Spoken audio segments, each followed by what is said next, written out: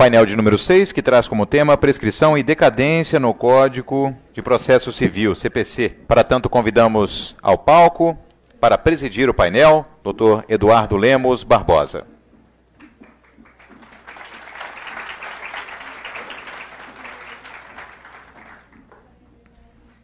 E os expositores, Dr. Flávio Tartucci. Ele que é doutor em Direito Civil pela USP, mestre em Direito Civil, comparado pela PUC São Paulo, professor do programa de mestrado e doutorado da FADISP, coordenador dos cursos de especialização em Direito Civil e do Consumidor, Direito Civil e Processual Civil, Direito Contratual e Direito de Família e das sucessões da Escola Paulista de Direito, professor da ESA, OAB São Paulo, e em escolas da magistratura, advogado, parecerista e árbitro, autor da editora GEM. O também expositor, Dr. Alexandre Mantovani. Dr. Alexandre possui graduação em Direito pelo Centro Universitário da Grande Dourados, pós-graduação em Direito Processual Civil pela Universidade Católica Dom Bosco e é mestre em Direito Processual Civil pela Universidade Paranaense. Foi professor substituto da Universidade Federal da Grande Dourados, professor da Universidade Estadual de Mato Grosso do Sul e nos programas de pós-graduação em Direito Processual Civil da Universidade Gama Filho, nas unidades de São Paulo e Rio de Janeiro. Atualmente é professor na Unigran e nos programas de pós-graduação em Direito Processual Civil da Universidade Estácio de Sá e da Universidade Municipal de São Caetano do Sul. Foi presidente da Comissão de Cursos Jurídicos da 4ª Subseção da OAB Mato Grosso do Sul.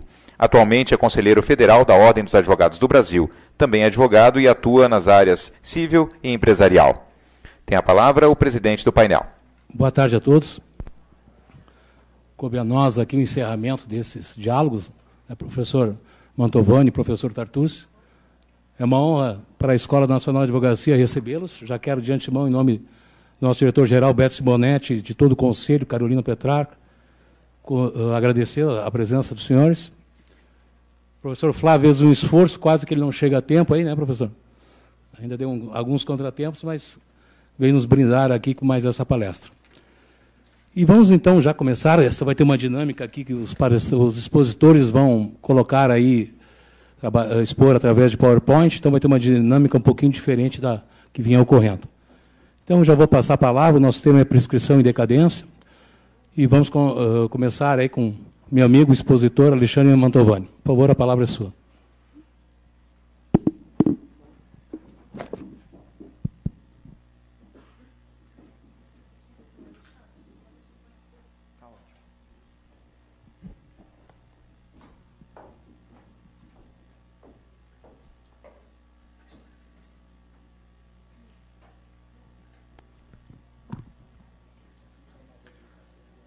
Boa tarde a todos, os colegas, advogados e advogadas.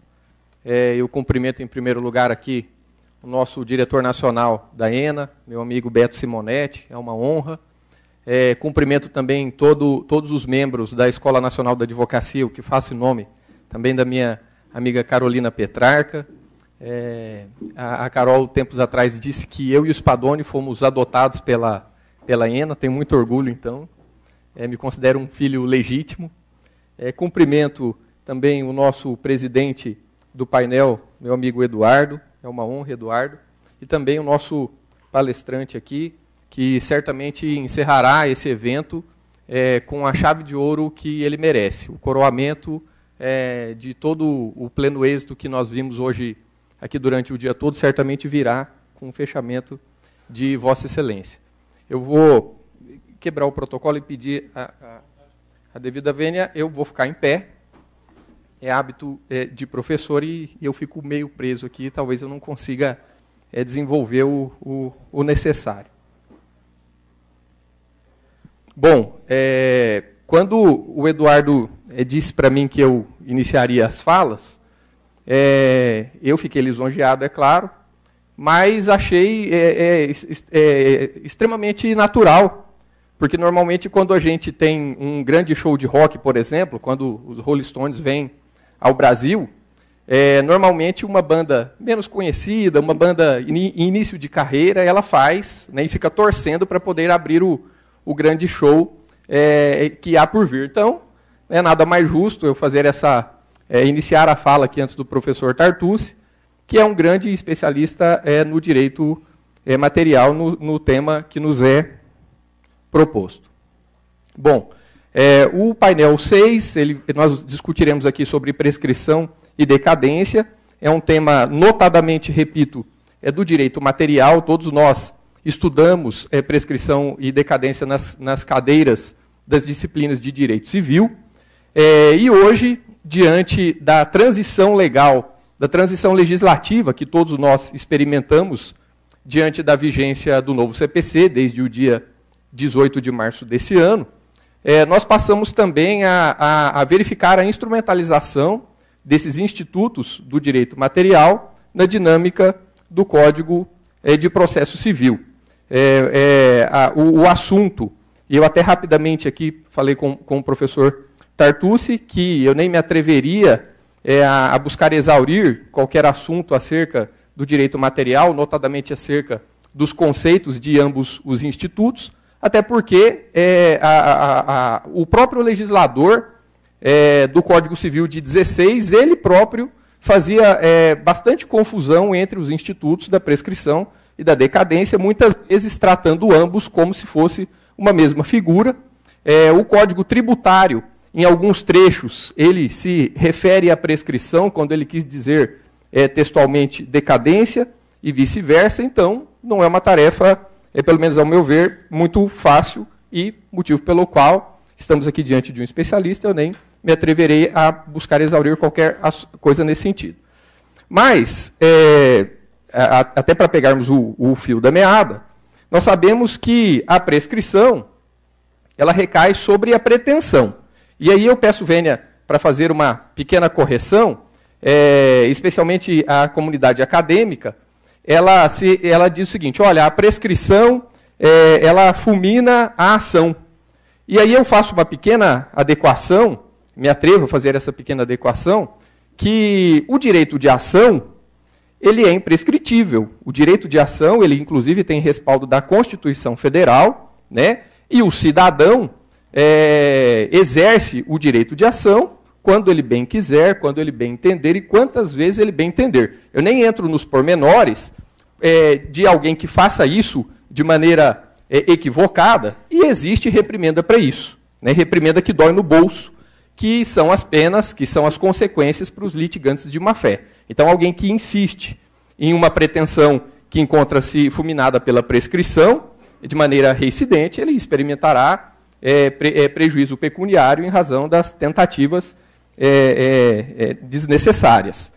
E ao passo que a decadência ela recai sobre a inércia para o exercício de ação. Então, são, de fato, institutos extremamente parecidos, que levam a consequências muito parecidas.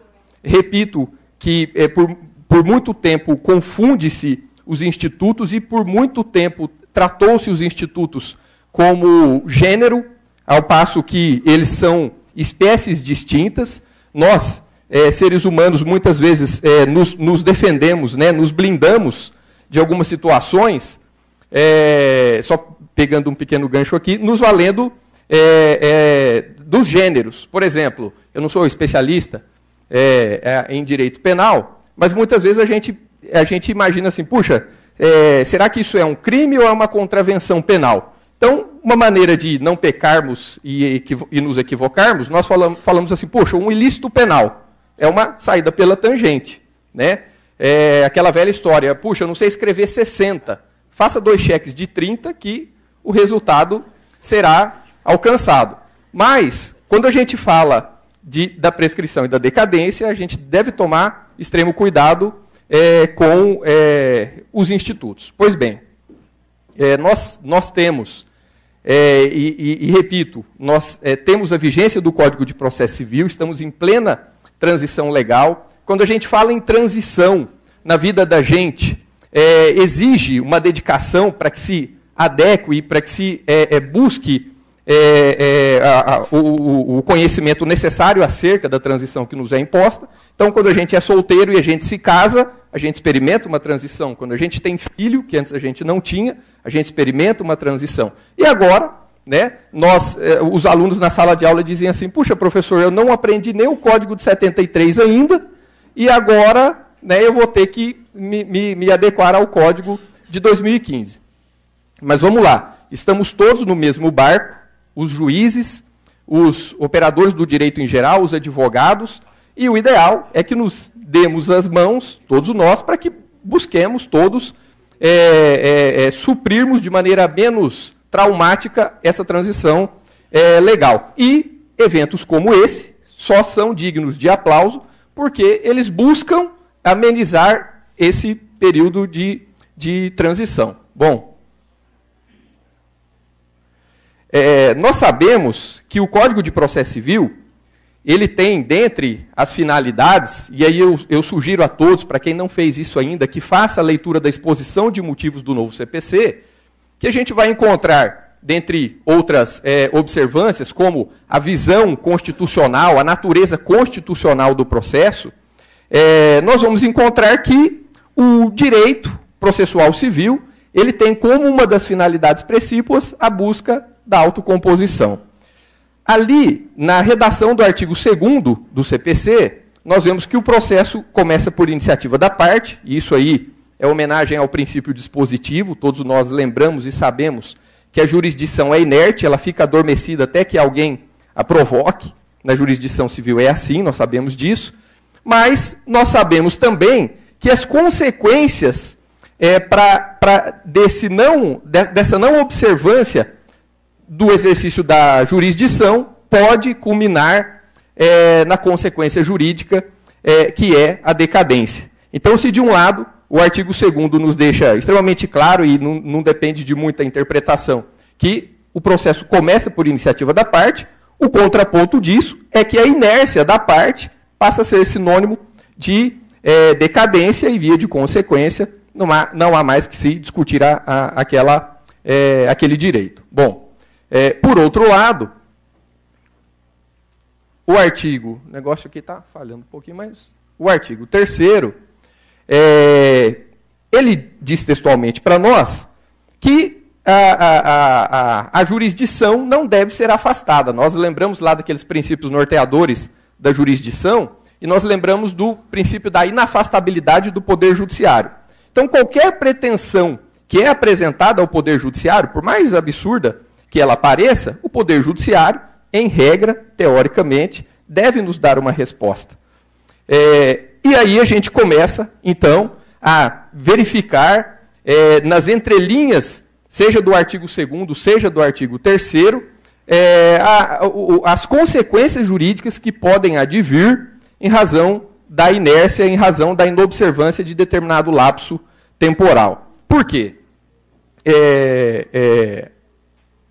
Se, de um lado, o Estado deve nos sempre entregar uma resposta para a pretensão que é apresentada, e exemplo disso é a vedação das decisões surpresa, e aí a redação do artigo 10 do CPC também nos deixa bastante clara essa ideia, pois o juiz não pode decidir em grau algum de jurisdição com base em fundamento a respeito do qual não se tenha dado às partes oportunidade de se manifestar.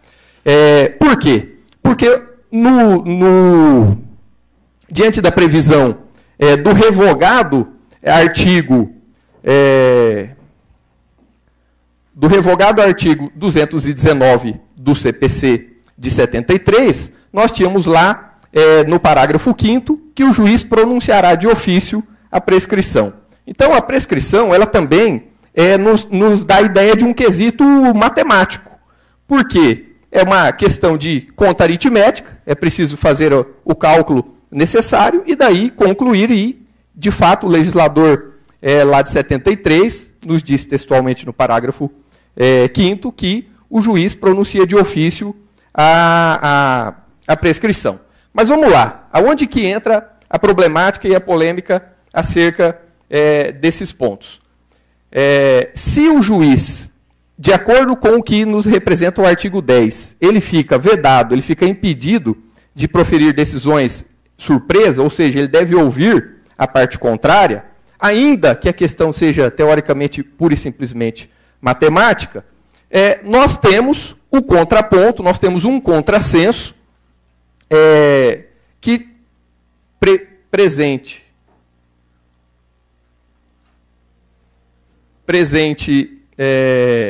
no parágrafo único do artigo 487, de que, ressalvada a hipótese do parágrafo 1º do artigo 332, e ali nós trazemos para melhor intelecção e de forma extremamente didática o parágrafo 1º, que o juiz também poderá julgar liminarmente improcedente o pedido se verificar desde logo a ocorrência da decadência e da prescrição. Então, nós temos um leve contrassenso em razão do parágrafo 1º do artigo 332 e do artigo 10 do Código de Processo Civil. Porque, de um lado, repito, o legislador, novel legislador, disse que o juiz não pode proferir as chamadas decisões surpresa, ou seja, sem ouvir a parte contrária. Por outro lado, ele vem no parágrafo 1º do artigo 332 e diz que, salvo a prescrição e a decadência, o juiz pode, sim, proferir aquelas chamadas decisões surpresa. Isso é um ponto de ponderação, isso é um ponto de análise, é um ponto de raciocínio a todos nós, porque, ainda que a questão da prescrição seja uma questão de natureza, repito, entre aspas, aritmética, que é uma mera questão de cálculo, de contagem de interstício temporal, pode haver uma situação, pode haver uma causa de interrupção da prescrição. Então, nos parece, com a devida vênia, mais razoável que, de fato, a parte contrária seja ouvida, porque imaginem o seguinte, você tem agora o raciocínio, a doutora Estefânia disse no painel anterior, que os advogados devem analisar profundamente as hipóteses, seja do manejo de ação e também dos recursos. Então, imagine uma extinção da pretensão dada de ofício pelo juiz, sem oitiva da outra parte, onde o juiz não visualizou, não vislumbrou alguma causa interruptiva da prescrição, por exemplo, o trabalho que isso vai dar. Muitas vezes, a parte é hipossuficiente, a parte não é detentora, não conseguiu os benefícios da justiça gratuita, e aí ela corre o risco, infelizmente, com as cláusulas impeditivas de recurso, de muitas vezes ferir aquela máxima do direito, que diz que o direito não deve tornar o quadrado redondo ou o branco preto. Por quê? Porque uma sentença que julga o mérito e com trânsito em julgado, ela torna a verdade, ela torna o direito verdade, ainda que todos nós estejamos verificando que aquele círculo foi declarado por sentença como quadrado, o trânsito em julgado diz que aquela figura ela é diferente daquela que todos nós estamos vendo. Então, imagine a dificuldade e a confusão que a prescrição de plano pode causar para a parte, caso ela não se atente para o prazo recursal ou tenha dificuldades para o manejo do recurso, para o preparo do recurso, etc. e tal. Bom, então, no Código de Processo Civil, e aí a leitura do artigo 921, ele fala da suspensão do processo de execução, ele começa a dizer para nós, e aí nós tínhamos a orientação, antes disso, das súmulas, né, da súmula 150, que prescreve execução no mesmo prazo da prescrição da ação. Essa súmula ela faz com que muitas pessoas também se confundissem. Porque eu aprendi, puxa, a súmula é extremamente clara, prescreve a execução no mesmo prazo da prescrição da ação. Aí vem a segunda pergunta, qual é o prazo de prescrição dessa ou daquela ação?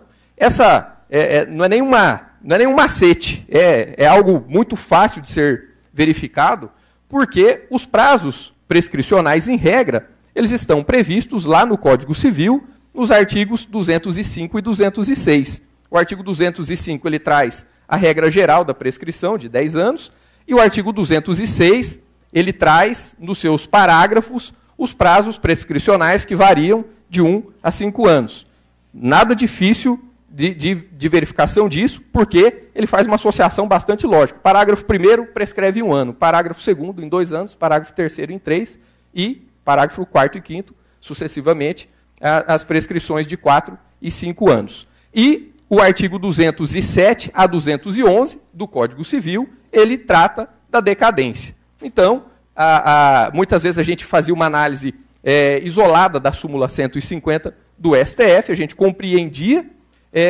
Uma outra questão também, que trouxe uma série de polêmicas a todos nós, foi com o advento da Lei 11.382 de 2006, que foi uma reforma, né, o processo de execução já vem sofrendo reformas antes mesmo da dinâmica do novo CPC, onde nós passamos a ter a fase de cumprimento de sentença e uma outra questão também que pairava sobre o prazo do cumprimento da sentença, era qual é o prazo para o cumprimento da sentença. Então a gente também aplicava essa regra. Puxa, se a pretensão inicial, a pretensão de conhecimento foi de 3 anos, por exemplo, então, via de consequência, eu também observava o mesmo prazo da ação de conhecimento para que eu cumprisse a sentença, via de consequência, após o prazo do trânsito em julgado da sentença. Eu estou acelerando, né, Eduardo? Como é que está o... Oi? Tá. Bom.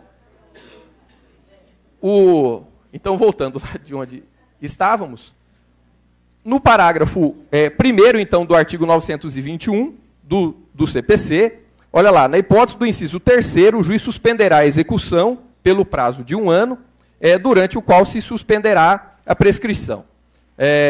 Decorrido o prazo do parágrafo 1º, e na hipótese do inciso 3º, eu não trouxe ali, mas o inciso 3º são aqueles casos onde não se consegue verificar, detectar patrimônio do réu capaz de garantir a execução. Ou seja, o exequente fica malhando em ferro frio e muitas vezes nós sabemos os custos que um processo tem. Quer dizer, não sabemos, porque já há estudos científicos para detalhar quanto custa um processo, não quanto custa o preparo, quanto que custa um processo.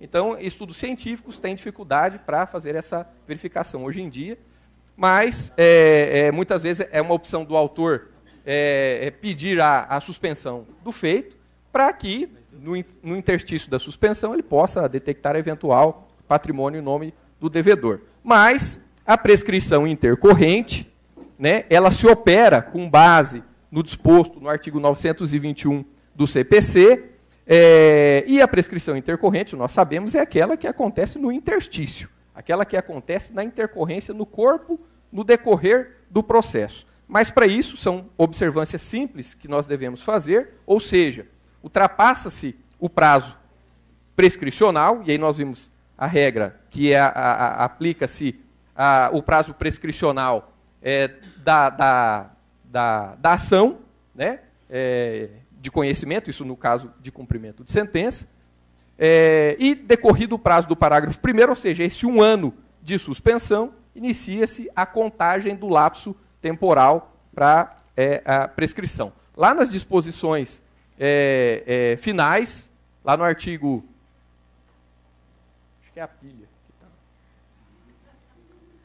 Do artigo 1056, nós temos lá... Então, tem algumas pessoas que talvez já estivessem experimentando o período prescricional, que são sortudas porque com o advento do novo CPC, ainda que elas já estivessem na contagem do prazo prescricional, o artigo 1056 ele vem e diz textualmente para nós que considerar-se-á como termo inicial do prazo da prescrição, prevista no 924, inclusive para as execuções em curso, a data de vigência desse código. Está lá o 924, extingue-se a execução quando ocorrer a prescrição intercorrente. Então, com o advento do novo CPC, na vigência do novo CPC, imagine uma prescrição intercorrente de 5 anos, alguém tinha lá 4 anos e 11 meses e 29 dias, com a vigência do novo CPC, ele projetou esse prazo novamente. Por isso que eu até brinquei dizendo ele foi sortudo porque ele conseguiu projetar, dilatar um pouco mais o prazo prescricional. Eduardo, meu caro professor, eu acelerei um pouco, né? Me sinto honrado e confesso apreensivo que nós estamos enfrentando aqui uma plateia, e ainda que a gente trabalhe, seja na graduação ou na especialização, com turmas volumosas, turmas de 50, de 60 alunos, na especialização, turmas de 20 alunos, eu confesso que essa plateia aqui me deixa lisonjeado, me deixa muito honrado. Foi um prazer falar a todos vocês aqui, e teremos oportunidades, me coloco à disposição em nome do Sistema OAB, especialmente agradecendo de público, e é a primeira oportunidade que eu tenho, para agradecer a deferência que eu tive na última semana, quando fomos nomeados como presidente nacional da Comissão da Jovem Advocacia. Então, somos todos jovens, aqueles mais experientes, mas na etimologia, né, de acordo com a política de valorização da jovem advocacia, me coloco à disposição de todos. Mais uma vez, obrigado, foi uma honra. Obrigado, professor.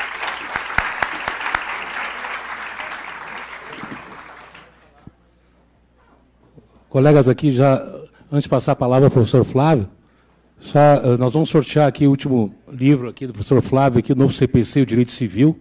Ao final da palestra aí, vai ser sorteado esse exemplar. Então, desde já vou passar a palavra aqui ao professor Flávio. Por favor.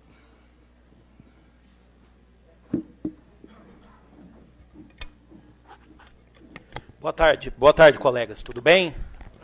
Me sinto em casa, né, até para justificar o valor da anuidade que a gente paga, né, esse prédio lindo, maravilhoso. Já peguei 2 bombons para levar em casa, né, justamente para justificar também a nossa anuidade. Lá em casa eu pago 2, eu e a minha esposa, né, eu pago a minha e da minha esposa, daqui a pouco eu vou ter de estagiário, peguei 2 para levar para casa, né. Acho que deveria distribuir o resto, fazer sorteio dos bombons também, não concordam?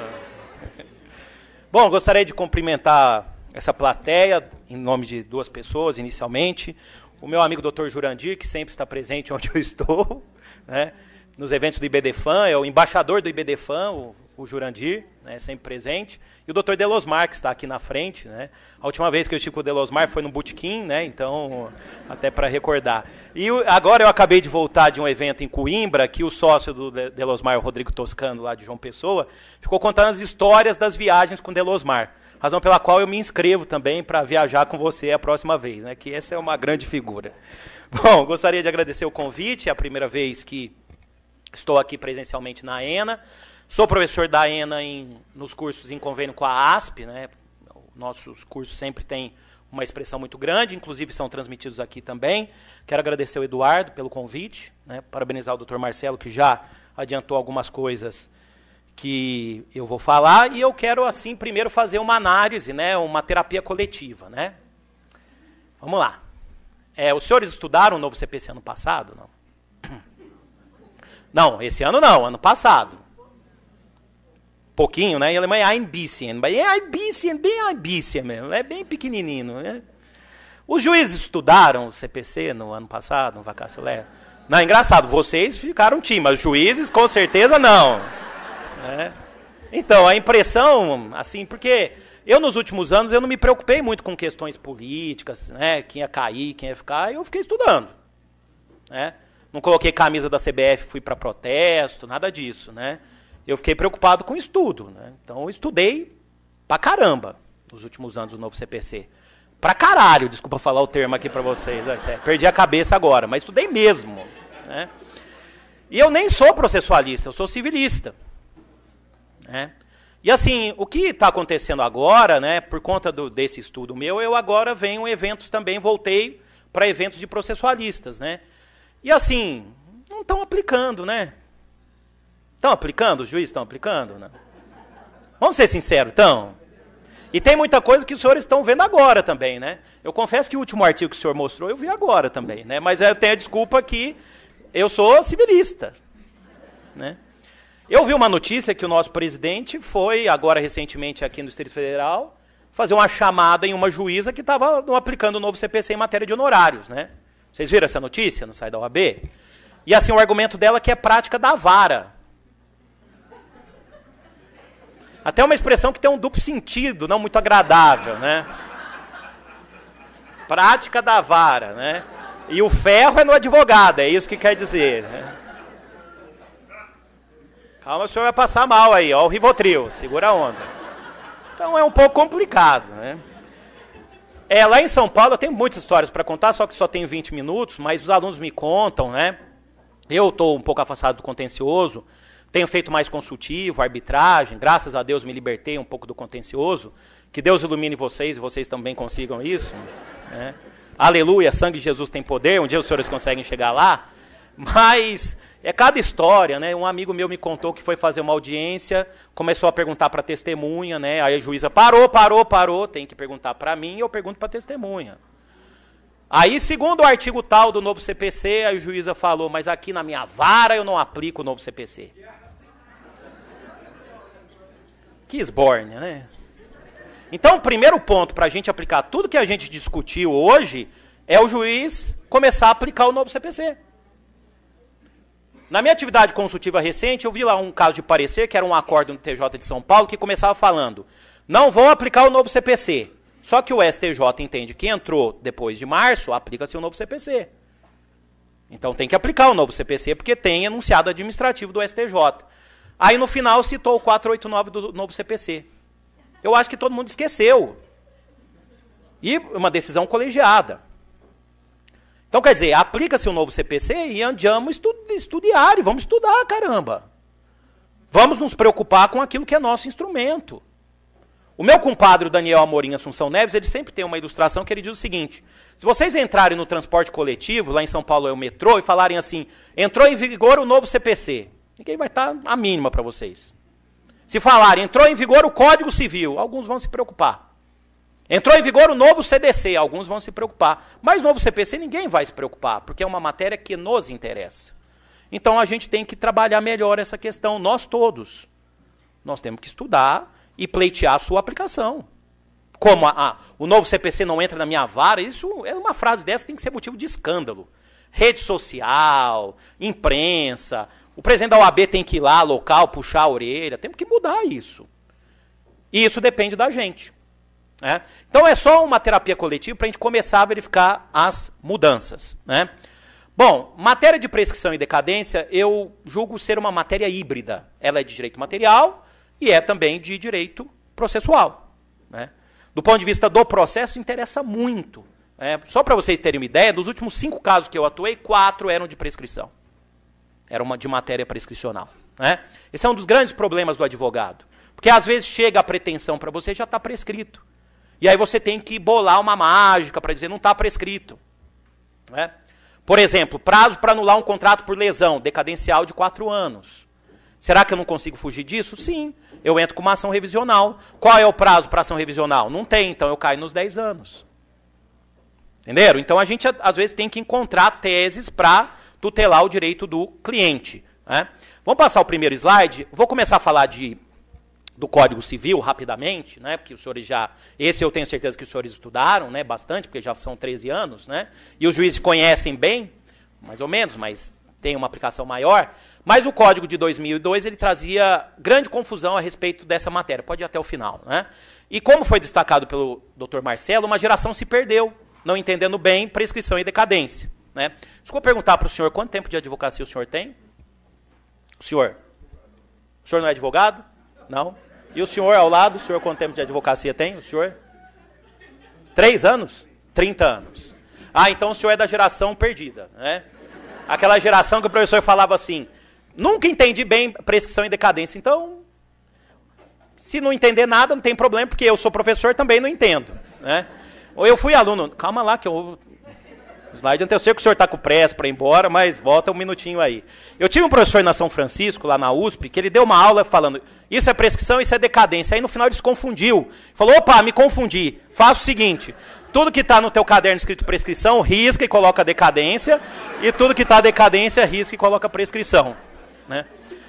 Na época, o Daniel Assunção Neves, alguns estão com o código dele aí, aquele código do FUS, eu olhei para ele e falei, isso aqui não é sério. Né? Não é sério. Não é possível. Né? Mas era assim, porque a matéria era confusa. O Código de 2002 facilitou. Né? Os prazos de prescrição 205 e 206, fora decadência. né? Prazo de prescrição, 1 ano, 2 anos, 3 anos, 4 anos, 5 anos, 10 anos. Prazo em dias, meses, ano e dia, decadência. Cuidado que existem prazos em anos que podem ser de prescrição ou de decadência. Tanto a prescrição quanto a decadência tem alguns fundamentos, né? Boa-fé estatal, estabilidade das relações, punição do negligente, como eu estou destacando aí para vocês, né? Mas hoje é muito tranquilo a gente saber se determinado prazo é prescricional ou decadencial. Eu criei uma fórmula, né, que estão nos meus livros, o volume 1 da coleção de Direito Civil, Manual de Direito Civil, volume único, com grande orientação da minha orientadora de mestrado, professora Maria Helena Diniz, não sei se os senhores já ouviram falar, né? Uma professora conhecida, mas com uma ajuda dela. Então a fórmula é a seguinte: identifique a forma de contagem. Se o prazo for dias, meses, ano e dia, decadência. Anos, depende. Aí vou imaginar que o prazo é em anos. Eu vou no artigo do Código, 205, 206, prescrição. Fora, decadência. E por fim, né, bom o Delosmar estar aqui, porque quem criou isso foi um grande jurista paraibano, Agnello Amorim Filho. Eu posso fazer uma associação de demandas. Se eu tenho uma ação condenatória, cobrança e reparação de danos, prescrição. Se eu tenho ação constitutiva, decadência. E se eu tenho uma ação declaratória, imprescritível. Artigo 169 do Código Civil traz um exemplo. Nulidade absoluta não convalesce pelo decurso do tempo. Eu, aliás, sou um dos defensores de pretensões imprescritíveis quando há nulidade absoluta, né? Poucos julgados do STJ aplicam essa premissa, né? O ministro João Otávio de Noronha é um dos defensores também da imprescritibilidade, mas geralmente ele é vencido, porque em ação declaratória de nulidade, geralmente o STJ aplica 10 anos. Bom, então o Código Civil trouxe grandes inovações, facilitou a matéria, fez uma geração mais nova, entende o Instituto, né? Pode explicar para os pais jurídicos, para os avós jurídicos, né, para eles entenderem, porque a matéria ficou realmente muito facilitada. Podemos passar.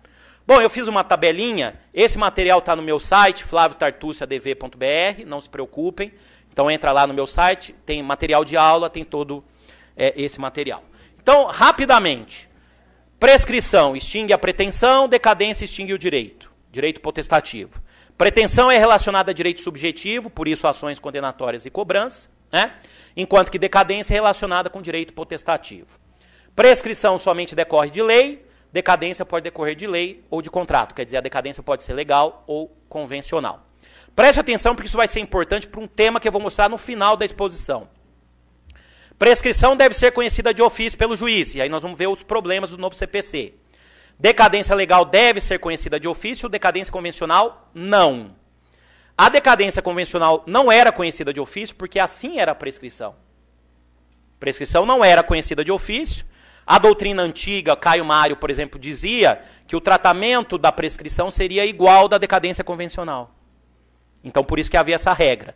Aí, qual foi o problema? Mudaram a regra da prescrição e esqueceram de mudar a regra da decadência convencional. Já houve esse problema na reforma anterior do CPC. Que, aliás, o nosso direito processual civil está sempre em reforma, não é? Parece piscina de condomínio, já perceberam? Não? É reforma atrás de reforma. É piada de síndico, desculpa, tá? É que eu sou síndico do prédio, então deixa para lá. Mas voltando, quando eu falo essa piada em curso de direito imobiliário, o povo morre de mas aqui não tem muita graça. Mas voltando, agora teve. A decadência convencional, ela deveria ser conhecida de ofício. O novo CPC perdeu a chance de resolver esse problema técnico, né? Prescrição pode ser renunciada pelo devedor, quando ele paga a dívida, por exemplo, né? Decadência legal não pode ser renunciada, convencional pode. Exemplo de decadência convencional é o prazo de garantia que um vendedor dá. Aí eu vendo um imóvel, te dou a garantia de 1 ano. É o famoso la garantia soy yo. Então, estou garantindo a estrutura do imóvel por 1 ano. Prescrição pode ser impedida, suspensa ou interrompida. Decadência, em regra, não pode ser impedida, suspensa ou interrompida, né? E, por fim, prescrição, prazos nos artigos 205 e 206. Fora do 205 e 206, os prazos são de decadência, certo? Bom, isso aqui é uma tabelinha básica da graduação. Todo mundo que passou na OAB, com certeza sabe isso de cor, né? Às vezes algum probleminha, porque isso também não é tão fácil assim. Podemos ir para o próximo, por favor. Bom, vimos aí as questões de direito material. Vamos agora para as questões do novo CPC. Bom, já foi mencionado aqui pelo Dr. Marcelo a prescrição intercorrente, né? Então, senhores, eu acho isso um desastre total. Prescrição, o senhor não acha? voz da experiência. O senhor não acha um desastre total? Ainda mais no Brasil, né? Eu sou devedor, estou devendo 3 milhões de reais, né? Aí eu pego os 3 milhões de reais, compro um imóvel, que eu estou devendo, compro um imóvel lá no Alentejo, numa vilinha lá. Fico lá 10 anos. Meu advogado, eu sou um devedor quanto mais, meu advogado me orienta, né? Da prescrição intercorrente, está correndo no arquivo. Quando foi o prazo, correu lá o prazo, 1 ano, depois mais 1 ano no arquivo, começa a correr a prescrição e eu volto para o Brasil. E aí, vou aplicar a prescrição intercorrente em caso de má-fé? Não há nenhuma ressalva aí, né? O objetivo é liquidar vários processos de uma vez só. Será que o nosso país se coaduna com esse instituto que está aí, da prescrição no curso do processo, deixar aí para o arquivo? Não. Razão pela qual eu já criei uma tese em relação a esse artigo 921, conversando com o meu compadre Daniel Amorim Assunção Neves. Em caso em que há violação da boa-fé objetiva, material e processual, a prescrição intercorrente não se aplica. Eu ainda não publiquei isso ainda, né? Porque eu tive que refletir bastante, tomar uns gorós, refletir, pensar, né? O Daniel Assunção Neves é padrinho do meu filho, ele vai lá em casa, a gente bebe bastante, o que você acha? E agora eu já tenho condição de pegar a tese e debater com vocês, né? Razão pela qual a gente pode discutir depois. Aí depois, passar dessa área de experiência, eu coloco no livro, né? Mas é uma questão. Se a boa-fé objetiva processual é um dos princípios do novo CPC, e a parte, como no exemplo que eu dei, do sujeito que foi para o Alentejo, esperou a prescrição intercorrente correr e voltar, eu vou aplicar a prescrição intercorrente? O STJ tem aplicado a prescrição intercorrente em caso de negligência do autor da ação. E nesse caso não houve negligência, já que a prescrição é uma punição ao negligente. Não é o caso de se reconhecer prescrição intercorrente quando houver má-fé do devedor, clara má-fé, em violação da boa-fé objetiva processual. Eu tenho certeza que esse vai ser um dos grandes temas, porque isso aqui vai demorar um tempo para ser aplicado, né? 1 ano, mais o tempo de correr no arquivo. Isso aqui vai começar a explodir daqui uns 5 anos, talvez, né? Além com aquela regra de direito intertemporal que o Dr. Marcelo mencionou. Mas é uma questão de debate, que a gente vai debater quando o novo CPC for aplicado. Tá chamando de Marcelo. Ah, Alexandre, desculpe, doutor Alexandre. Por que eu estou chamando de Marcelo? Eu estou com um problema, né? Acho que é falta de bebida alcoólica, talvez. Desculpa, doutor Alexandre, 2 vezes, desculpa. Isso é um erro muito grave. O senhor me perdoe, viu? Pega um bombom aí para o senhor ficar mais... Muito bem. Pode passar. Então, uma questão para a gente debater. Vou aplicar em caso de boa-fé objetiva, violação da boa-fé. Outra questão, o doutor Marcelo já mencionou. Doutor Alexandre já mencionou. Outra questão. Doutor Alexandre, desculpa. O senhor vai passar mal hoje, realmente. Vamos pegar o que o doutor Alexandre mencionou. Vou imaginar que há uma ação de cobrança.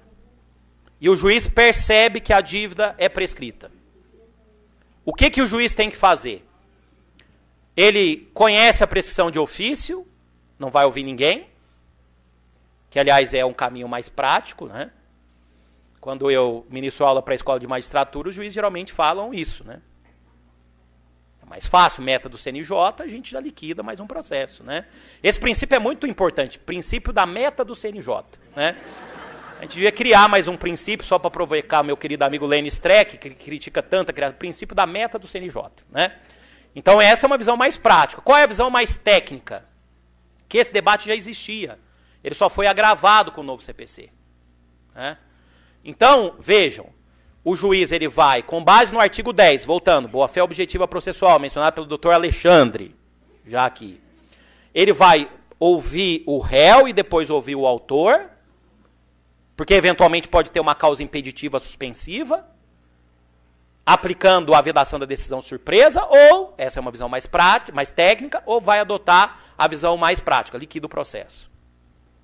Claro, para quem é acadêmico, e para quem escreve, se vocês pegarem a doutrina, já anterior ao novo CPC, por todos, Alexandre Freitas Câmara, né, eles vão dizer, os doutrinadores, que tem que ouvir as partes. E com o novo CPC não é só ouvir o réu.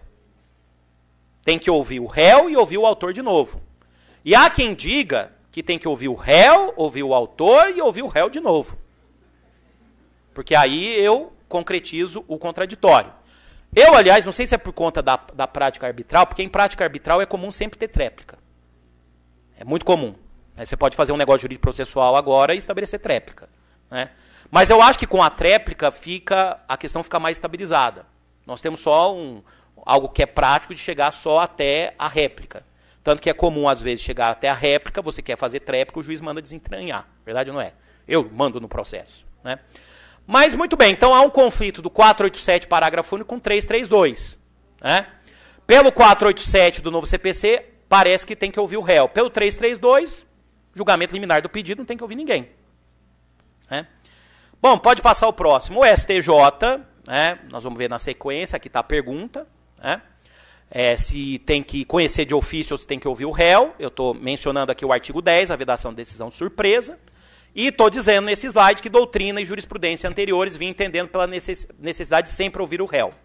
E nesse sentido, jurisprudência do STJ no próximo slide. Pode colocar, por favor. Julgado de 2008, recurso especial 1005-209 do Rio de Janeiro. Citando na ementa meus colegas civilistas Cristiano Chaves e Rosenwald, né? Dizendo o seguinte: apesar da clareza da legislação processual, não julgamos adequado o indeferimento oficioso da inicial. Né? De fato, constata-se uma perplexidade. O magistrado possui uma bola de cristal para antever a inexistência de causas impeditivas, suspensivas ou interruptivas ao curso da prescrição? Então, além da boa-fé objetiva processual, tem a questão da existência de uma causa impeditiva suspensiva. E tem mais uma questão, que é a renúncia à prescrição. O sujeito pode falar assim: prescreveu, mas eu quero pagar. Porque para mim é uma questão de honra. Falar, nunca vi isso. Eu já vi pelo menos 2 vezes. Eu quero pagar porque para mim é uma questão de honra. É uma questão moral. E eu só aceito pagar a dívida prescrita se for perante o Poder Judiciário.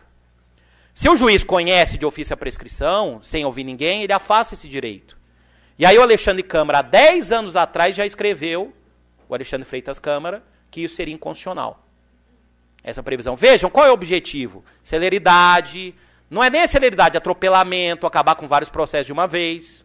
Prescrição intercorrente, prescrição de ofício. Esse é o objetivo. Né? Um detalhe, vocês já devem saber que pelo 489 do novo CPC, decisões que formam jurisprudência ou precedentes vinculam os juízes de primeira e segunda instância. É o caso dessa decisão. Porque esse é um precedente anterior ao novo CPC que já indica a solução. Tem que ouvir o réu. Doutrinariamente, próximo slide. Última jornada de direito civil, 7ª jornada, ano passado, foi 2015, aliás, foi a última vez que eu estive aqui em Brasília. O enunciado já foi aprovado, 581, dizendo o seguinte: em complemento ao enunciado 295, a decretação de ofício da prescrição ou da decadência, porque pelo novo CPC também a decadência deve ser conhecida de ofício, deve ser precedida de oitiva das partes.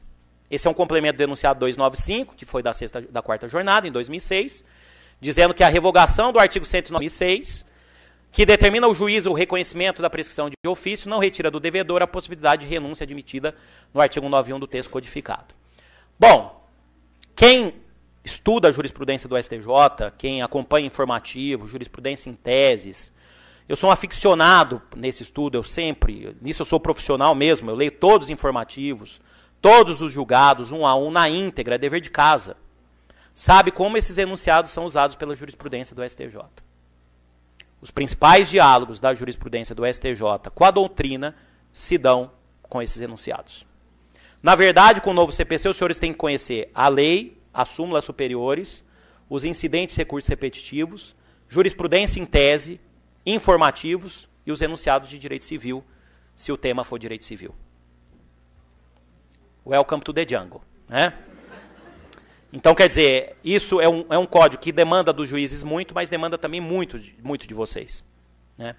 É uma questão de opção profissional. Né? Eu fiz aqui uma crítica, né, porque eu, nos últimos tempos, tenho feito opções pessoais e profissionais por outras coisas. Né? Eu não tenho perdido muito tempo com aquilo que não me interessa diretamente.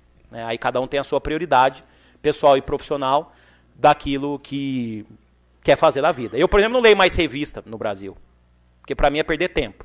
Né? Eu leio a notícia e formo minha convicção. Então, cada um procura fazer o que é melhor. Eu prefiro mais técnica do que força. É isso que eu quero dizer para vocês. Né? Mas não é aula de autoajuda. Eu vim aqui falar sobre questão técnica, né?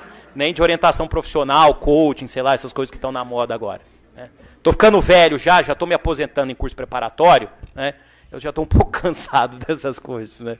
Coach, agora tem coach para tudo, já viram ou não?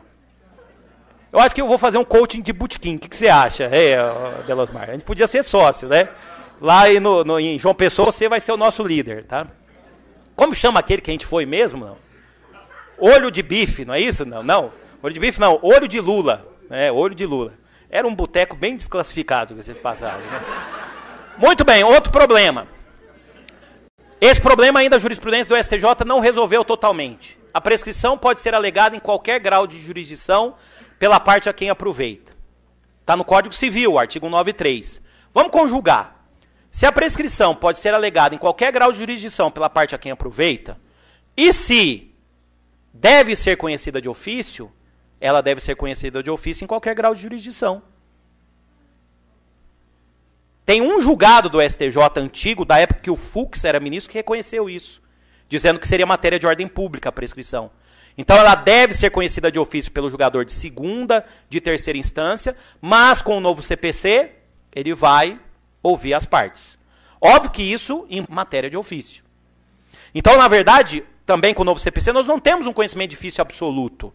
Nós temos um conhecimento de ofício meio de ofício, porque tem que ouvir as partes sempre. Né? Então, vejam, a prescrição pode ser conhecida de ofício em qualquer grau de jurisdição? Sim. É matéria de ordem pública? Aí eu tenho minhas dúvidas. Porque o fundamento da prescrição é direito patrimonial, é dívida, é ação condenatória. Então, até penso o seguinte, que a prescrição não é matéria de ordem pública. O que é matéria de ordem pública é a celeridade processual e a razoável duração do processo que inspiram o conhecimento de ofício.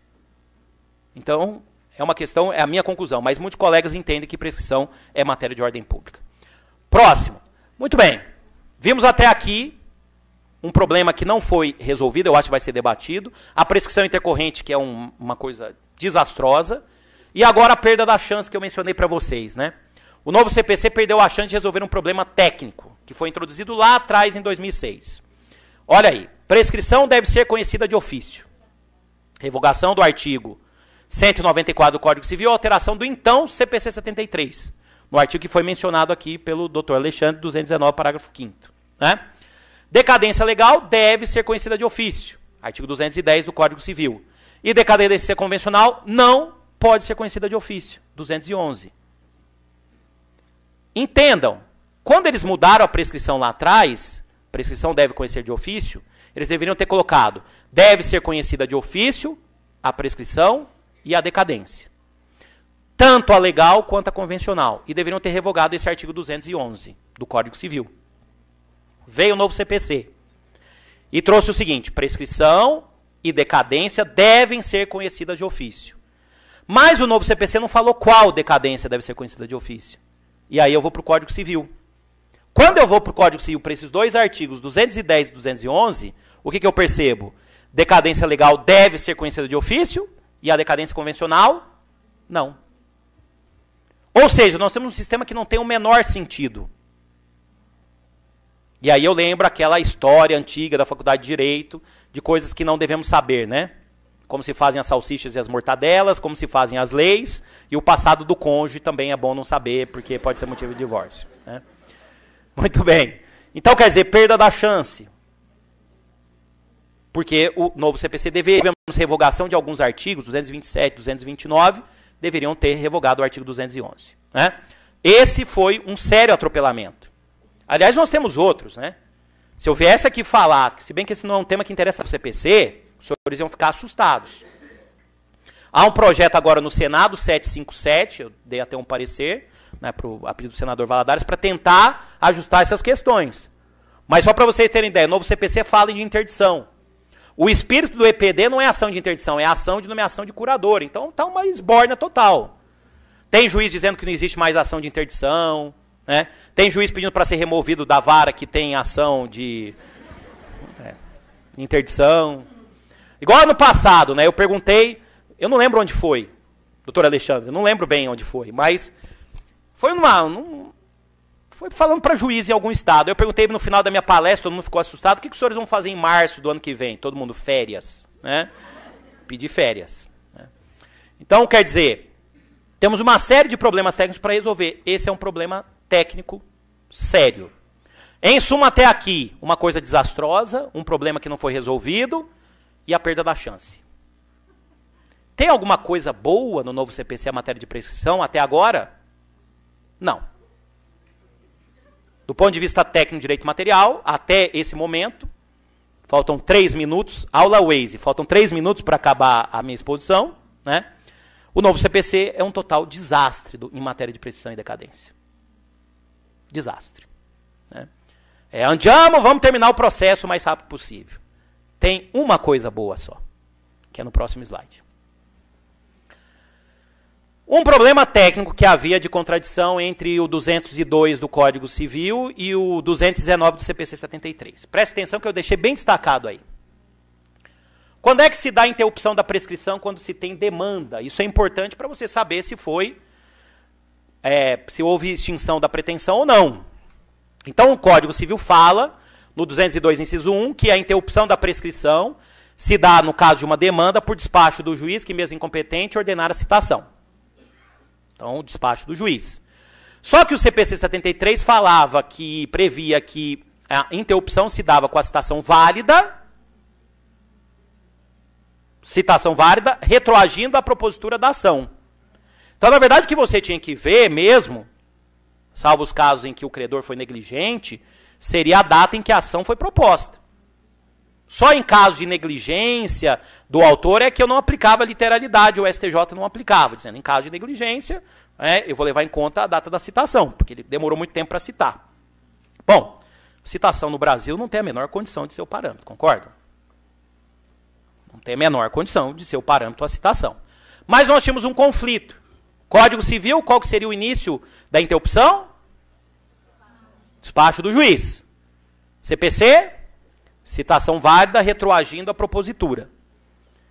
E aí a doutrina e também jurisprudência atenta, doutrina, Carlos Roberto Gonçalves, Flávio Yarcho, há também um enunciado da 5ª Jornada de Direito Civil, eles diziam o seguinte, que a interrupção da prescrição se daria por despacho do juiz, pega uma parte do Código Civil, retroagindo à data da propositura.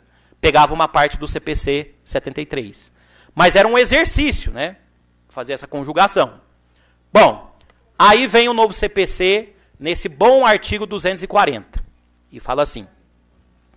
A citação válida, ainda que ordenada por juiz incompetente, induz litispendência, torna litigiosa a coisa e constitui mora o devedor, ressalvado o disposto nos artigos 397 e 398 do Código Civil. Aqui seria uma outra aula também. Foi resolvido o problema dos juros de mora, o início.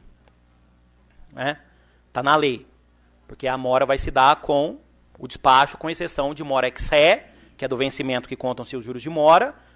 E no caso de ato ilícito, artigo 398, aí tem aquela súmula do STJ que virou lei com o novo CPC, porque súmula tem força de lei agora, com o novo CPC, que você vai aplicar o início dos juros de mora a partir do momento em que ocorreu o evento danoso. Então, súmula 54 do STJ. Esse problema foi resolvido. Agora, veja o parágrafo 1º. A interrupção da prescrição operada por despacho que ordena a citação, ainda que proferido por juiz incompetente, retroage à data da propositura. Então, a lei resolveu o problema. Como é que se dá a interrupção da prescrição? Se dá com a citação, pega a parte do Código Civil, operada pelo despacho que ordena a citação, então pega um prazo lá, pega a questão do Código Civil por despacho do juiz, Então, por despacho que ordena a citação, que já estava no Código Civil, o que retroage à data da propositura, o que estava no CPC. Então, a lei resolveu o problema. Bom, senhores, em suma é isso. Só que eu vim aqui também para lançar uma provocação final, para terminar a minha exposição. A provocação que eu lanço aqui perante o Conselho da OAB é a seguinte. Todo mundo sabe que com o novo CPC, súmulas do STJ e do Supremo vinculam os advogados, 332. Então, se vocês entrarem com uma ação que viola uma súmula do STJ, vai ser julgada extinta sem ouvir o réu a atuação. Pode devolver. Você tem um caso que você está estudando, contraria a súmula do STJ, pega a documentação e devolve para o cliente. Agora vocês fizeram o cara de assustado para valer. Vocês não sabiam disso?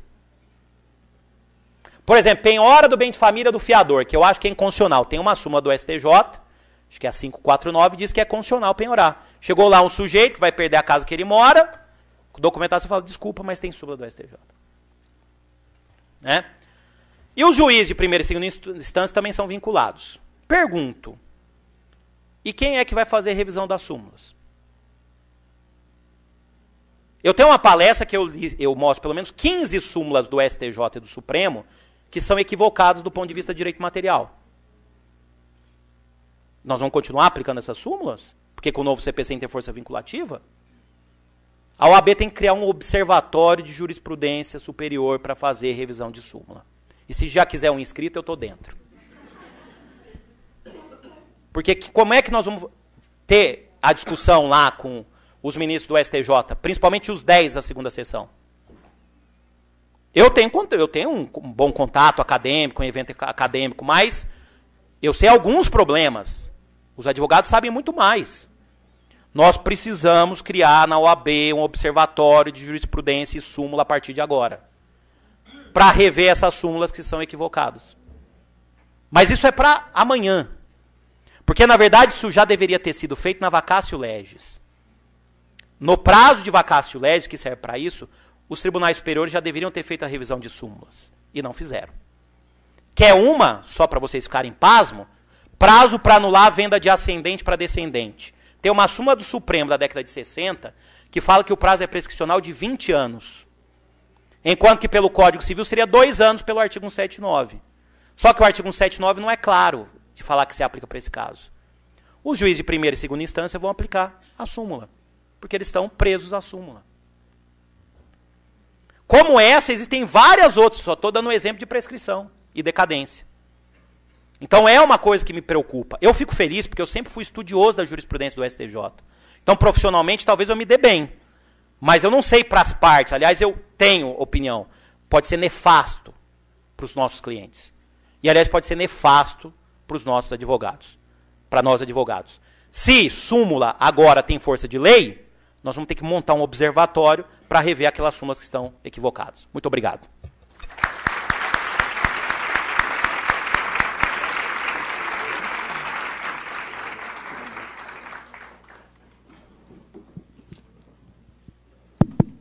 Bom, alguém ainda... Vamos abrir um pequeno espaço aí para perguntas, já que avançamos aí um pouco aí com a brilhante palestra dos nossos dois expositores. Fica à vontade, eu não tenho nenhum compromisso. Agora já está no final, né? O senhor, ali, os colegas Jurandir ali está na... Passa o microfone ali para ele, por favor.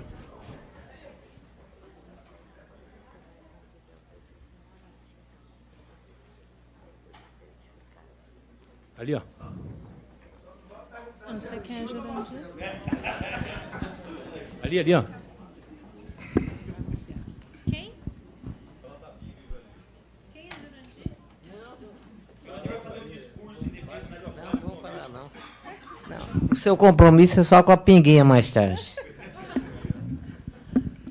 Ninguém quer se manifestar?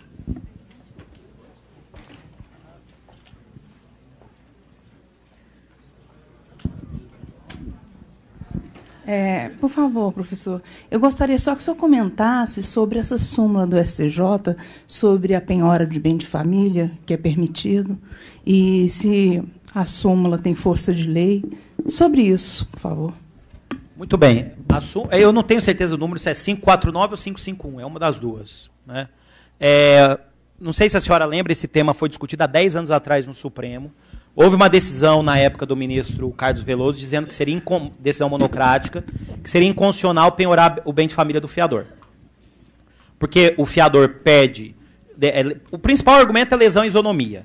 O fiador perde o bem de família e o locatário não. Como é que a fiança, que é contrato acessório, pode trazer mais obrigações que a locação? Né? Foi para o pleno, uma votação 8-3, o pleno entendeu que seria constitucional. Né? Na época, o ministro Peluso usou 2 argumentos. Primeiro, pacta sunt servanda, assinou o contrato, vai para o inferno, né? E o segundo isso é um bom argumento, né? Pacta sunt servanda, assina o contrato do capeta, mas pacta sunt servanda. Né? Adoro esse princípio, vocês não têm ideia.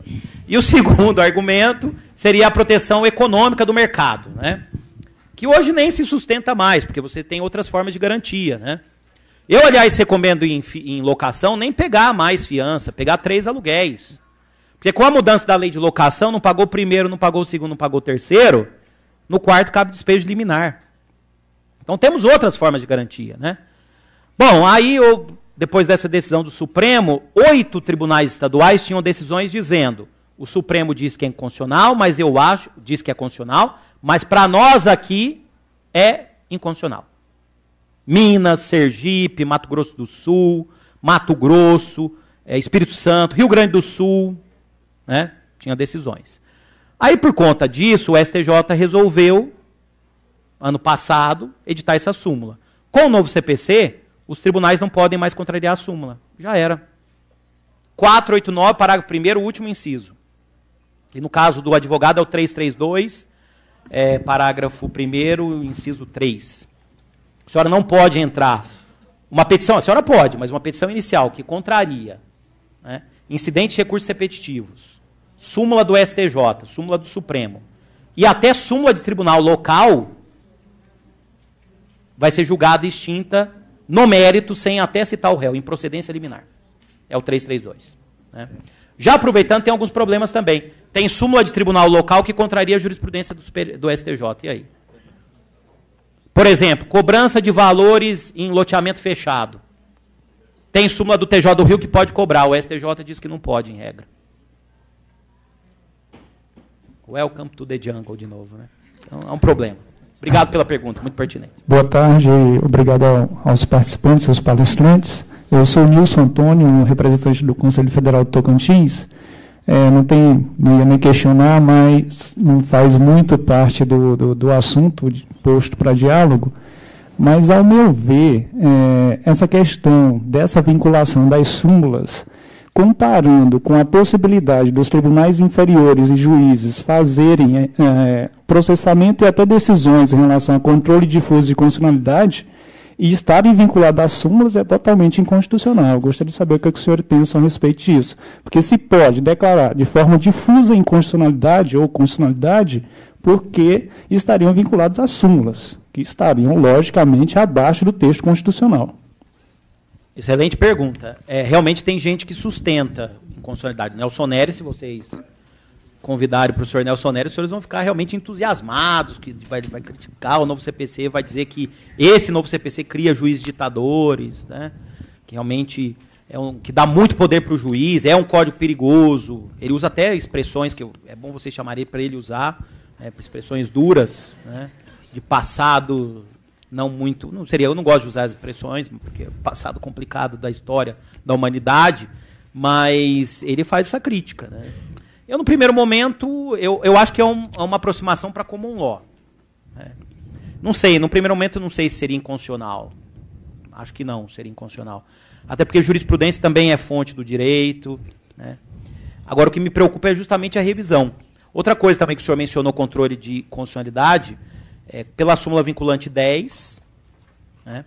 E pelo artigo 97 da Constituição, controle de constitucionalidade para o tribunal só pelo pleno, né? Senão a decisão é inconstitucional. Só pelo pleno ou pelo órgão especial do tribunal. Nós tivemos essa discussão do direito civil, naquele problema do 1790, da sucessão do companheiro, que está agora no STF, né? Porque tinha decisão de juiz de primeira instância, de segundo grau, né? Dizendo que é inconstitucional, mas, na verdade, a decisão é inconstitucional. Né? Deixa só, doutor, qual foi a expressão que o senhor usou? Tribunais o quê? Tribunais inferiores. Então, eu tenho evitado usar essa expressão. Mas imagina você ir lá despachar para um desembargador e falar assim para ele: Vossa Excelência sabia que agora, com o novo CPC, Vossa Excelência é um juiz inferior? Porque, assim, tem muita gente usando tecnicamente essa expressão agora. Os juízes inferiores. Os juízes inferiores seriam os juízes de primeira instância e os embargadores. Porque, em tese, eles estão vinculados ao STJ, O que me interessa aos 10 da segunda sessão e aos 11 do Supremo. Doutor Alexandre, eu queria ouvi-lo também. Não, nessa mesma toada, de fato, o professor Luiz Rodrigues Vamber, ele diz isso já há muito tempo, e ele, inclusive, nomina, e eu tive a oportunidade de ouvi-lo, literalmente, expondo isso numa aula, no programa de mestrado, há 6 anos, onde ele dizia que nós, de fato, e aí houve a consolidação na dinâmica do novo CPC, onde a importância dos precedentes, e ele disse que quando o legislador referiu-se aos precedentes, ele quis dizer aos tribunais superiores, né, o contraponto dos inferiores, e aí a terminologia que ele utiliza é sistema híbrido. Então, nós estamos diante do cruzamento do Civil Law com o Common Law. Ele chama isso de sistema híbrido, e eu particularmente concordo.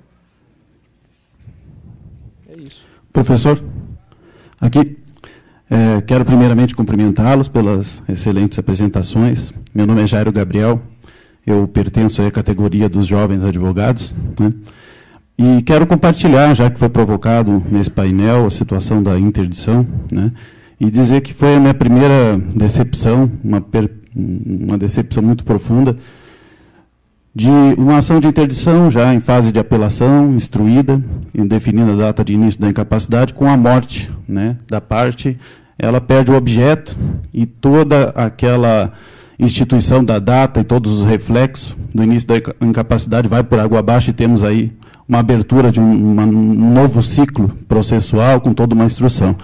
Portanto, eu vim do Rio Grande do Sul, né, e gostaria de, pelo menos, um consolo, uma informação que pudesse aí dar um norte para um problema como esse. Doutor Jairo, né? É bom porque hoje eu estou com um problema com o nome, tá? Só um detalhe, eu pensei aqui que eu ia dar uma palestra mais acadêmica, mas eu me senti tão em casa, então eu brinquei um pouco, tá? Também pelo horário, tá? Mas se eu sair um pouco do trilho, não vou pedir desculpa não, porque eu estou em casa, tá? Mas só esse detalhe. Primeiro eu quero saber do senhor o seguinte: essa ação que o senhor promoveu era uma pessoa com deficiência ou era uma pessoa idosa? Isso que eu preciso saber. Porque vamos lá, só para vocês entenderem. O Estatuto da Pessoa com Deficiência mudou totalmente a teoria das incapacidades para proteger a pessoa com deficiência. Só que esqueceu uma série de outras situações, né? Por exemplo, uma pessoa em coma é relativamente incapaz agora pelo Código Civil. Uma pessoa idosa que não necessariamente é deficiente, que não é deficiente, só que não tem condição nenhuma de exprimir vontade, é relativamente capaz. E para casar, ter filho, praticar, adotar, é capaz, pleno. Qual era a questão? Pois o caso, na verdade, ele diz respeito ao meu pai. Né, pessoa de idade avançada. Pessoa de idade avançada, somente isso. Então, aí acabou ocorrendo o falecimento dele, é isso que aconteceu? Em fase de apelação. Qual é o problema? Com o Estatuto da Pessoa com Deficiência, foram mudados os artigos do Código Civil e não seria ação de interdição, seria ação de curador, que era o espírito do Estatuto da Pessoa com Deficiência, porque a expressão interdição é tida como uma expressão atentatória contra a dignidade da pessoa com deficiência. Eu acho o Estatuto da Pessoa com Deficiência uma lei espetacular, muito boa, sou favorável a ela, mas nós precisamos fazer algumas adaptações. O novo CPC fala em ação de interdição 18 vezes ou 20 vezes. A gente vai ter que decidir isso. Então há esse projeto, por exemplo, para tirar. O que eu estou sugerindo não está nem no projeto original do senador Valadares, nem no anteprojeto do senador Teomário. Revogar todos os artigos do Código Civil para resolver o problema que falam em ação de interdição e colocar sempre ação de nomeação de curador. Porque hoje há um sério problema. Ninguém sabe se é ação de nomeação de curador ou se é ação de interdição. E se o juiz não sabe, ele vai empurrar o teu processo. Eu até entendo ele. Porque ele não sabe o que fazer. E é uma questão muito intrincada. Mas é muito intrincada. Há 2 semanas atrás, em Curitiba, eu participei de um encontro dos grupos de pesquisa da Federal do Paraná, o Virá de Copérnico do Fachin, da UERJ, do professor Tepedino, do Paulo Lobo, da Federal de Pernambuco, e da Giselda Aronaca, da USP. Né? E nós tivemos um baita de um debate. Aliás, eu tinha uma visão, o professor Rosenwald tinha outra. Né? E aí eles diziam, não, mas a gente tem que mudar a incapacidade, a gente tem que criar uma coisa nova. Aí eu perguntei, o que vocês vão criar? A gente não sabe ainda, tem que discutir. Ah, então beleza. Eu vou chegar na audiência pública do Senado e falar assim, vamos mudar a teoria das incapacidades. Vão me perguntar, colocar o que? Ah, não sei. Os alquimistas estão pensando ainda o que vão criar. O problema, senhor, eu fiz 40 anos agora, a gente precisa ter estabilidade nas coisas. Eu estou ficando um pouco conservador. A gente precisa resolver esses problemas. Porque senão o juiz vai pegar a situação e vai empurrando até que a pessoa um dia morra. Infelizmente. Então nós temos que resolver esse problema. Né? Acho que o certo, tecnicamente, é a gente falar em ação de nomeação de curador. Muito obrigado. Bom, senhores, eu já vou passar a palavra aqui para o cerimonial, mas já quero convocar, professor Flávio, em relação a súmulas, a própria OAB já está gestionando aqui a revogação de algumas, mas já trocando olhares aqui com meus colegas de Conselho Consultivo, já vamos convocar para participar aí desse observatório e, quem sabe, a gente fazer algumas colocações pertinentes em prol da classe. Hein? Vou passar a palavra agora para o senhor Emmanuel. O doutor Eduardo passa às mãos dos nossos expositores do último painel, um certificado de participação, em agradecimento à colaboração ao nosso seminário.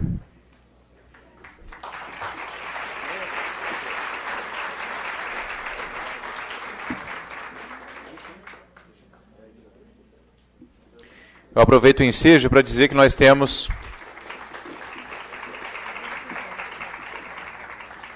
mais uma obra para ser sorteada aqui, antes de partirmos para a finalização propriamente dita.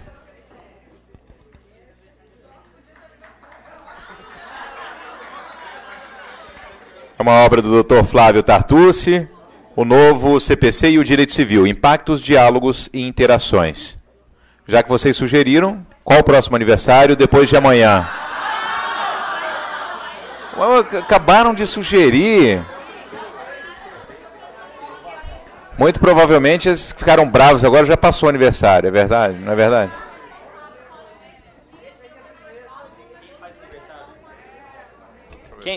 Quem faz aniversário mais próximo, dia 19 de março? Que é o meu aniversário, mas a senhora está... mais próximo, 19 de março. De que dia o senhor vai? 25. 25? Não, mas ladies first, se for a senhora... Não, eu falei... Não. Vou explicar para o senhor, é 19 de março, tá? 19 de março. 13. Não, 13 do quê? A senhora tem um RG porque a boa-fé aqui não se presume, né? A senhora vai ter que... Então, 13 de março. Hã? Quem faz 17? Tem o RG aí? Então a senhora ganhou. 18 do quê? Ah, então não foi a senhora não. Perda da chance, foi a senhora. 18 de março. A senhora trouxe o RG? Então tá bom, parabéns. Ótimo critério.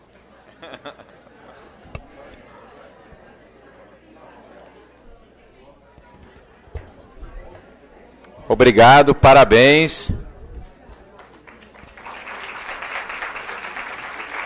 E para encerramento eu gostaria de convidar ao palco o Dr. Simonetti.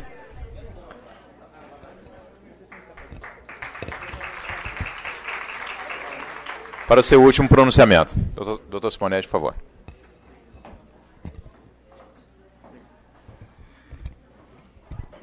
Muito boa noite.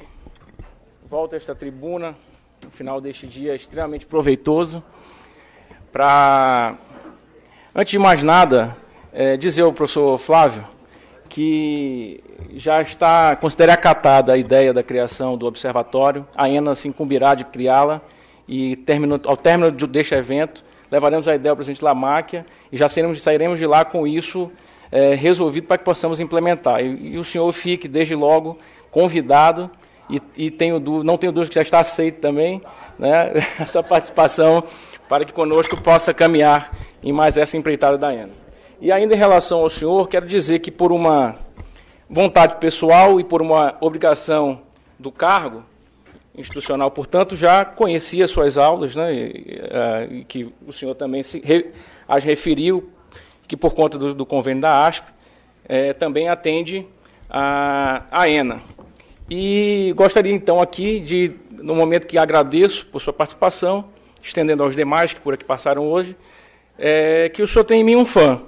e que para isso, para comprovar isso, que não é uma bravata, nem uma basófia, eu não tive a mesma sorte da colega e adquiri uma obra sua para que hoje eu pudesse receber a dedicatória. Pois bem, me coube então o dever institucional de encerrar este evento, agradecendo desde logo a alegria, registrando, perdoe-me, a alegria de termos hoje trazido ao Conselho Federal da Ordem o maior público que este Conselho já recebeu. Nós tivemos hoje presentes aqui 850 pessoas, divididas em 5 plenários. E eu não adiantei isso no meu discurso de abertura, para justamente não deixar o Mantovani apreensivo, porque ele ficou apreensivo com um público de talvez 200 pessoas aqui, mas falamos hoje para aproximadamente 2.000 pessoas. Portanto, isso só demonstra... Exatamente. Então, sou alertado aqui, muito bem lembrado pela Aline, que o mundo inteiro nos viu, porque ao vivo transmitimos hoje este evento pelo site da ENA.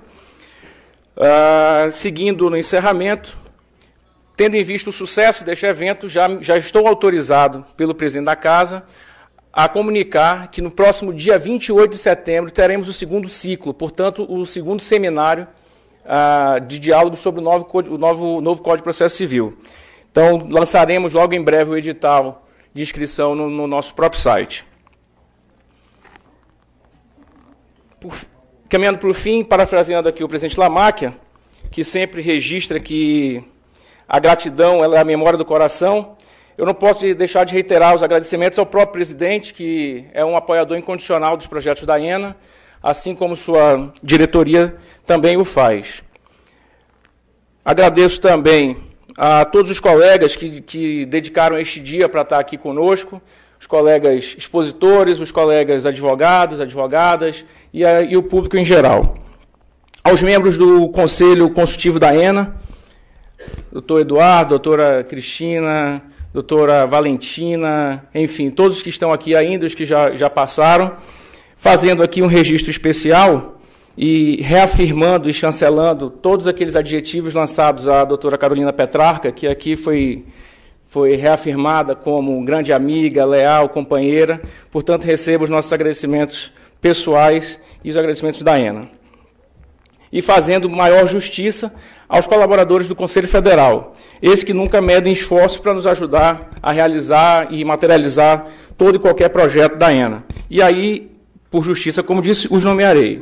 Os da ENA, a Vilma, a Caroline, do cerimonial, a Francisca, a Bruna, Rangel, Caiara, Marina, Marcelo, Cristina, Marta.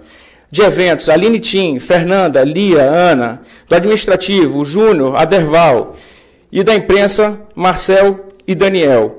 E não esquecendo meus amigos queridos da informática, sempre também muito dedicados, o Hélio e o Sérgio. 2016. Amigos, tenho como encerrado este evento, agradeço imensamente a presença de todos e a confiança na ENA, e isso demonstra que estamos honrando o nosso compromisso para com o ensino jurídico brasileiro. Muito obrigado.